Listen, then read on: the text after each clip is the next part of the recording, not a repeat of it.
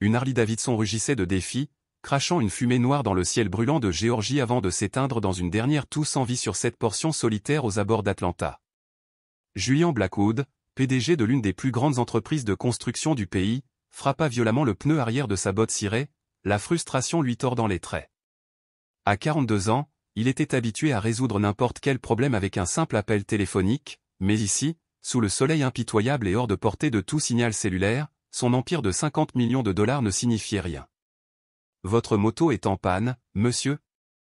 La voix fluette tira Julian de sa colère. Il se retourna et vit une petite fille noire, d'accent grave peine 8 ans, se tenant timidement à quelques mètres de lui. Dans ses petites mains, elle tenait une boîte à outils improvisée, des morceaux de métal soudés pour former ce qui pourrait passer pour des outils.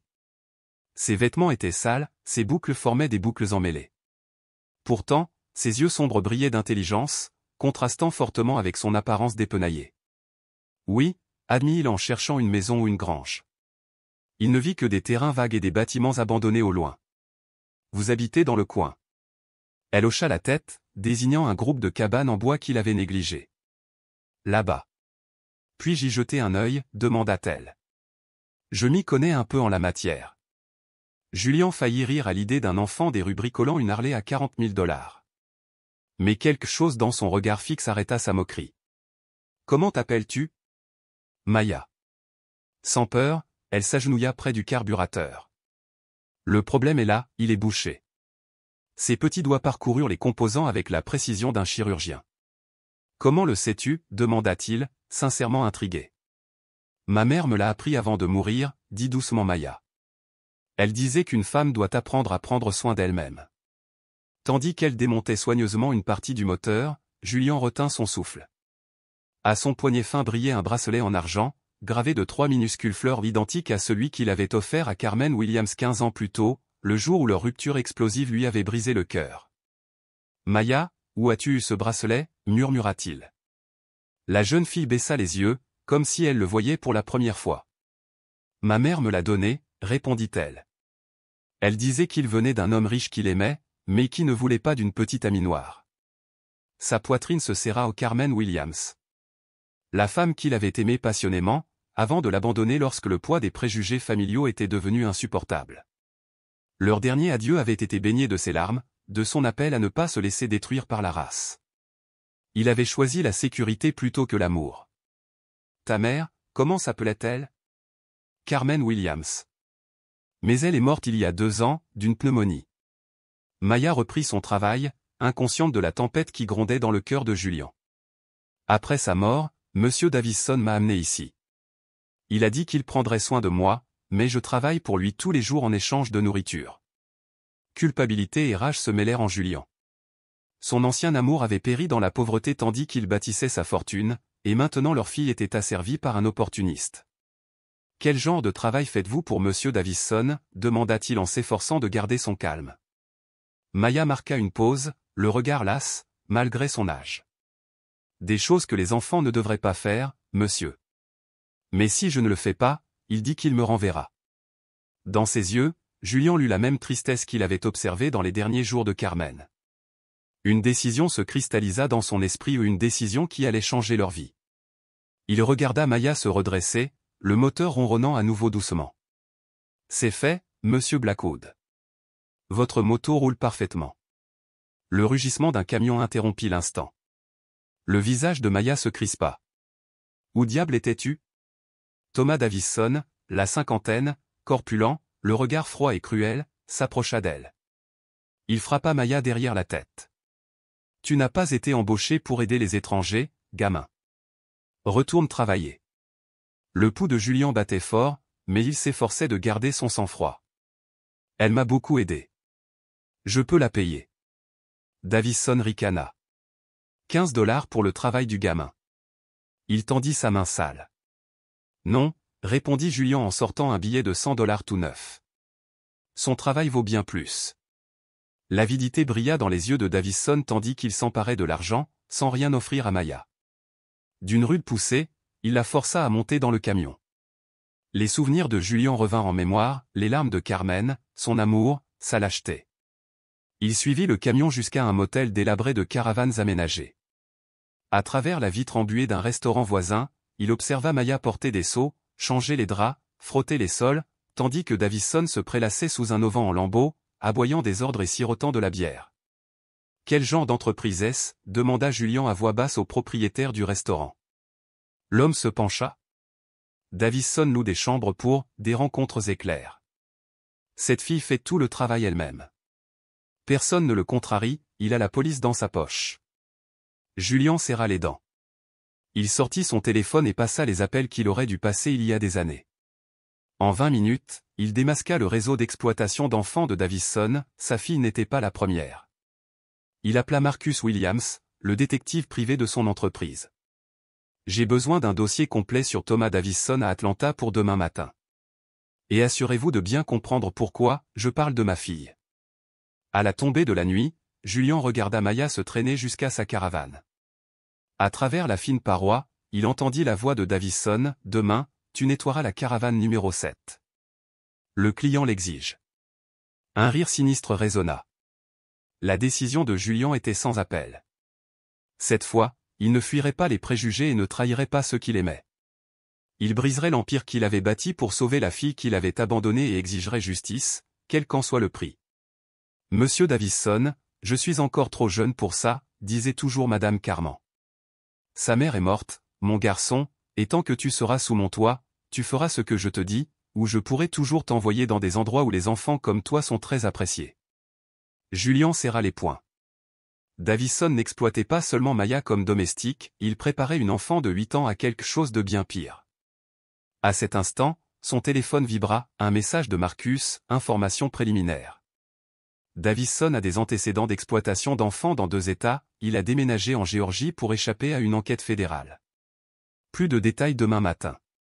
Il jeta un coup d'œil vers la petite fenêtre où une faible lumière laissait entendre que Maya essayait de dormir sur un matelas par terre, seule et terrifiée, ignorant que son père biologique était à quelques mètres, complotant la destruction complète de quiconque osait toucher sa fille. Davison ignorait totalement que le séduisant motard qu'il avait raillé quelques heures plus tôt valait 50 millions de dollars, entretenait des relations dans toutes les sphères du pouvoir et nourrissait une soif de vengeance que 15 années de culpabilité avaient rendu absolument implacable. Ce prédateur allait découvrir que certains enfants ont des anges gardiens bien plus dangereux que n'importe quel démon et que la vengeance d'un père repenti peut être plus dévastatrice que n'importe quelle tempête. À 6 heures le lendemain matin, Julian était assis sur le parking d'un café ouvert 24h24, attendant l'arrivée de Marcus Williams avec un dossier sur Davison. Durant sa nuit blanche, il avait pris 2 décisions cruciales, Maya serait sortie de cet enfer d'ici la fin de la semaine, et Davison paierait pour chaque larme versée par sa fille. « Julian, tu ne vas pas aimer ce que j'ai trouvé, » dit Marcus en faisant glisser un épais dossier sur la table. Le passé de Thomas Davison ferait perdre le sommeil à n'importe quel père. Les photos et les documents révélaient une opération criminelle se faisant passer pour une entreprise familiale. Davison avait adopté de manière informelle 12 enfants au cours des 5 dernières années, ou des orphelins ou des enfants de familles désespérées ou qui travaillaient officiellement à son auberge, mais étaient en réalité des esclaves. Les dossiers hospitaliers obtenus grâce au contact de Marcus indiquaient que plusieurs d'entre eux avaient été admis avec des blessures inexpliquées. Ce type est protégé par le shérif local, Jake Morrison, continua Marcus en désignant des photos de Davison et du shérif ensemble à un barbecue. Morrison touche 10 000 $ par mois pour fermer les yeux. Et ce n'est pas tout, Davison prévoit de s'agrandir. Il vient d'acheter un terrain plus grand dans le comté voisin. Julian étudiait chaque page avec la précision de quelqu'un analysant des contrats de plusieurs millions de dollars. Marcus, j'ai 3 choses à te demander aujourd'hui. Premièrement, engager les meilleurs détectives privés d'Atlanta pour documenter tout ce qui se passe dans cette auberge. Deuxièmement, découvrir qui sont les clients réguliers de Davison. Troisièmement, organiser une rencontre avec la procureure fédérale Jessica Shen d'ici demain. Shen ne rencontre pas de civils, prévient Marcus. Dites-lui que Julian Blackwood, PDG de Blackwood Construction, possède des informations sur le trafic d'enfants qui pourrait mener à une opération d'infiltration fédérale, et que c'est personnel. Pendant que Marcus passait les coups de fil, Julian se rendit directement au Davison Inn en Harley. Cette fois, il ne cachait pas ses intentions. Il se gara devant la réception et entra comme s'il était chez lui. « Puis-je vous aider ?» Davison leva nonchalamment les yeux d'un magazine. « J'aimerais parler de la fille qui a réparé ma moto hier, Maya, » a déclaré Julian. Davison rit. « Ah, le playboy à moto hors de prix est de retour. Impressionné par son talent? Elle est douée, mais elle n'est pas à vendre. En fait, répondit Julien en posant une carte de visite sur le bureau, j'ai plusieurs propriétés à entretenir. Je pourrais faire appel à ses services régulièrement. Les yeux de Davison s'illuminèrent lorsqu'il lut « PDG de Blackwood Construction, fortune nette de 50 millions de dollars. » Eh bien, ça change tout. Quel genre de service avez-vous en tête? Entretien de base, nettoyage, réparation mineure bien rémunérée pour un travail de qualité. Comment ça va? Demanda Davison en plissant les yeux. 5 cents par semaine. Davison faillit s'étouffer. C'était plus que ce qu'il gagnait en un mois. Quand commencerait-elle? Lundi prochain. Mais avant, j'aimerais la rencontrer, voir si elle est intéressée. Davison appela Maya. Elle apparut quelques minutes plus tard, encore plus sale qu'avant, portant un seau d'eau de javel presque aussi lourd qu'elle. Julien s'accroupit à sa hauteur. Tu te souviens quand tu as dit que ta mère t'avait appris la mécanique? Tu aimerais en savoir plus? Les yeux de la jeune fille s'illuminèrent, la première étincelle que Julien avait vue depuis leur rencontre. Ce serait, juste travailler sur des voitures et des motos. La plupart du temps, dit doucement Julien, et tu aurais aussi le temps d'étudier. Davison l'interrompit brusquement. Elle n'a pas besoin d'étudier, le travail forge le caractère. Julien l'ignora. Maya, aimerais-tu une vie différente? Aller à l'école, avoir tes propres jouets, dormir dans un lit confortable? La réponse de Maya brisa le cœur de Julien, tout le monde le ferait, monsieur, mais les gens comme moi n'ont pas le droit à ces choses-là. Sa fille de 8 ans avait déjà appris qu'elle était une citoyenne de seconde zone. Julien se tourna vers Davison. À lundi, alors. Dehors, il appela Marcus. Changement de programme. On n'a que jeudi, Davison prévoit quelque chose avec Maya avant. J'ai besoin de ce rendez-vous avec Shane demain. J'ai mieux à dire, dit Marcus. Shane enquête déjà sur Davison de manière informelle. Quelqu'un a signalé la situation des enfants il y a 3 mois, mais sans preuve. Avec ses ressources, elle peut accélérer une opération fédérale. Parfait. Et Marcus commence à préparer le dossier financier de Blackwood Construction. Il faudra prouver que je peux offrir un foyer stable à un enfant. Ce soir-là, Julien était assis dans le bureau de sa maison, les yeux rivés sur la photo de Carmen qu'il avait conservée pendant 15 ans. « Je suis désolé, mon amour, murmura-t-il. Je suis désolé de ne pas avoir été l'homme que tu méritais. Mais je jure sur ma vie que je protégerai notre fille comme je n'ai jamais pu te protéger. » Le lendemain, sa rencontre avec la procureure Shane a dépassé tous ses espoirs. Non seulement elle a confirmé que Davison faisait l'objet d'une enquête, mais elle a révélé que le FBI soupçonnait un réseau de trafic d'enfants s'étendant sur 3 États. Monsieur Blackwood, dit Shane, grâce à vos preuves et à vos ressources, nous pouvons monter une opération qui non seulement sauvera Maya, mais démantèlera toute une organisation. Êtes-vous prêt à en assumer les conséquences? Davison bénéficie d'une protection locale, la situation pourrait mal tourner. J'ai 50 millions de dollars, les meilleurs avocats du pays et 15 ans de culpabilité qui me poussent, répondit Julien d'un ton neutre. Davison n'a aucune idée de qui il a affaire. Ce prédateur était sur le point de découvrir que certains enfants ne sont pas des orphelins abandonnés, mais les filles d'hommes qui ont bâti des empires et disposent de ressources illimitées pour protéger ceux qu'ils aiment. Et lorsqu'un père apprend qu'il a passé 8 ans sans savoir que sa fille souffrait, la vengeance devient une question de destin. C'était un combat pour la survie émotionnelle, et Julien Blackwood était sur le point de prouver que la véritable différence entre un homme riche et un homme puissant réside dans le pouvoir de réécrire les destins et de réparer les torts d'une manière qu'aucune somme d'argent ne peut acheter, mais que tout l'amour d'un père peut accomplir.